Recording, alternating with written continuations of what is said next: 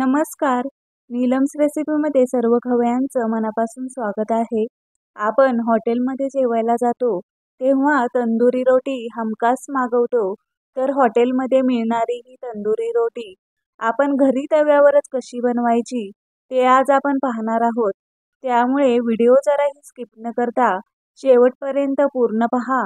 आणि अजून तुम्ही माझ्या चॅनलला सबस्क्राईब केलं नसेल तर सबस्क्राईब नक्की करा आणि शेजारील बेल आयकॉन देखील प्रेस करा, म्हणजे माझ्या चॅनलवर येणारा रेसिपीचा व्हिडिओ सर्वात प्रथम तुम्हाला पाहायला मिळेल.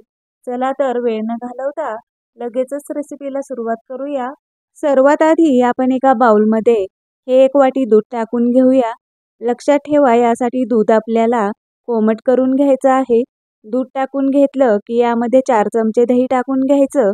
दही आपल्याला यासाठी जास्त आंबट नसलेलं घ्यायचं आहे. 1 चमचा साखर, 3 चमचे तेल टाकून हे असं हलवून यामध्ये आपण जी साखर टाकली आहे ती चांगली विरघळवून घ्यायची. मी इथे अर्धा किलो मैदा घेतला आहे. हा मैदा या बाउलमध्ये टाकून घेऊ. त्यामध्ये अर्धा चमचा बेकिंग सोडा टाकायचा. नंतर 1 चमचा मीठ टाकून घ्यायचं. मीठ टाकल्यावर 1 चमचा बेकिंग पावडर टाकायची आणि हे सर्व या मैद्यामध्ये मिक्स करून घ्यायचं. हे मिक्स करून घेतलं की यामध्ये आपण जे दूध, दही, साखर आणि तेल मिक्स केलं आहे ते यामध्ये टाकून घेऊ आणि हे दुधाचं मिश्रण या पिठामध्ये मिक्स करून घ्यायचं. हे दुधाचं मिश्रण मिक्स करून घेतल्यावर यामध्ये कोमट पाणी टाकून हे पीठ आपण मळून घ्यायचं. लक्षात ठेवा, यामध्ये आपल्याला दूध आणि पाणी कोमट करूनच वापरायचं आहे. या पिठाचा एकदम मऊसर गोळा होईल असं हे पीठ आपण मळून घ्यायचं. तर असं हे मऊसर पीठ मी मळून घेतलं आहे. याच्यावरती आपण असा एक प्लॅस्टिकचा कागद लावून घेऊया आणि हे पीठ आपण अर्धा तास मुरण्यासाठी ठेवूया. जर तुमच्याकडे जास्त वेळ असेल तर 1 तास हे पीठ मुरण्यासाठी ठेवलं तर खूपच उत्तम होईल. कारण आपण जेवढा वेळ हे पीठ मुरण्यासाठी ठेवू तेवढी रोटी छान तयार होते. असा एखादा प्लॅस्टिकचा कागद आपण यावर लावला तर यामध्ये हवा अजिबात जाणार नाही आणि हे पीठ चांगलं मऊ होतं. त्यामुळे याच्यामध्ये हवा अजिबात जाणार नाही. असं हे पीठ झाकून ठेवायचं. मी हे पीठ बरोबर 1 तास साईडला झाकून ठेवलं होतं. हे चांगलं मुरलं आहे. हे पीठ आपण असं दोन्ही हातांनी छान पुन्हा मळून घ्यायचं. हे असं मळल्यामुळे हे पीठ छान अजून मऊसर होतं.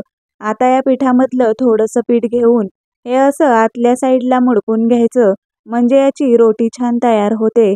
तर असा हा गोळा याचा तयार करून घ्यायचा.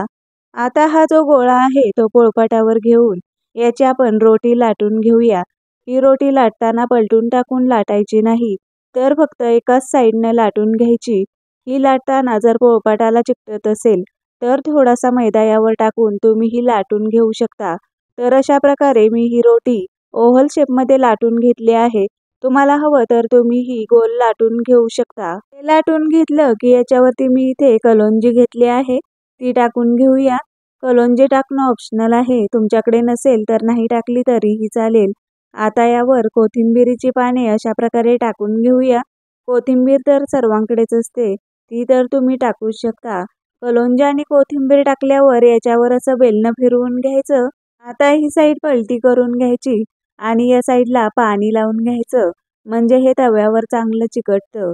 गॅसवर मी तवा आधीच गरम व्हायला ठेवला होता. तवा चांगला गरम झाला आहे. यासाठी आपल्याला लोखंडाचाच तवा वापरायचा आहे. नॉनस्टिकचा तवा वापरायचा नाही, कारण यावर आपल्याला ही रोटी एका साईडनं चिकटवायची आहे. त्यामुळे आपल्याला इथे लोखंडी तवाच वापरायचा आहे.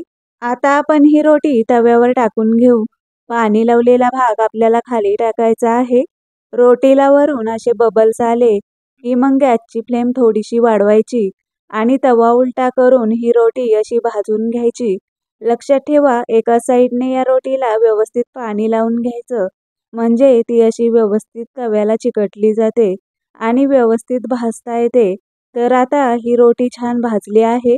आपण ही प्लेटमध्ये काढून घेऊया आणि अशाच पद्धतीने आपण बाकीच्याही रोट्या तयार करून घेऊया. आता आपण ही दुसरी रोटी सुद्धा या तव्यामध्ये टाकून घेऊया. या ही रोटीची पाणी लावलेली बाजू खाली टाकायची. या ही रोटीवरती असे बबल्स आले की तवा उलटा करून ही रोटी भाजून घ्यायची. तर इथे तुम्ही पाहू शकता, एका साईडने रोटीला पाणी लावल्यामुळे ती तव्यावर व्यवस्थित चिकटली गेली आहे. त्यामुळे ती व्यवस्थित भाजताही येत आहे. ही रोटी मी गोलाकारामध्ये लाटून घेतली आहे. तर अशी ही दुसरी रोटीही भाजून झाली.